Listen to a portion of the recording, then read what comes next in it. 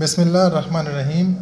حضرت عبداللہ بن عمر رضی اللہ عنہ سے روایت ہے، کہتے ہیں کہ رسول اللہ صلی اللہ علیہ وسلم نے فرمایا، قیامت میں اللہ تعالیٰ ایمان والے اپنے بندے کو اپنی رحمت سے قریب کرے گا اور اس پر اپنا خاص پردہ ڈالے گا اور دوسروں سے اس کو پردے میں کر لے گا۔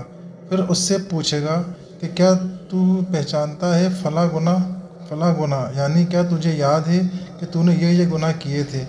وہ عرض کرے گا، ہاں اے میرے پروردگار، مجھے یاد ہے، یہاں تک کہ اللہ تعالیٰ اس کے سارے گناہوں کا اس سے اقرار کرا لے گا اور وہ اپنے جی میں خیال کرے گا کہ میں تو ہلاک ہوا، یعنی اس کو خیال ہوگا کہ جب اتنے میرے گناہ ہیں تو اب میں کیسے چھٹکارا پا سکوں گا۔ پھر اللہ تعالیٰ فرمائے گا، میں نے دنیا میں تیرے ان گناہوں کو چھپایا تھا اور آج میں ان کو بخشتا ہوں اور معافی دیتا ہوں۔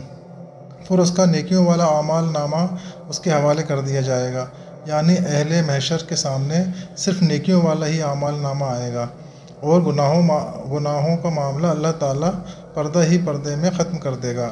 لیکن اہل کفر اور منافقین کا معاملہ یہ ہوگا کہ ان کے متعلق ہر سر عام پکارا جائے گا کہ یہ وہ لوگ ہیں جنہوں نے اپنے اللہ پر جھوٹی باتیں باندھی، یعنی غلط اور بے اصل خیالات کو اللہ کی طرف نسبت دے کر اپنا دین و مذہب بنایا۔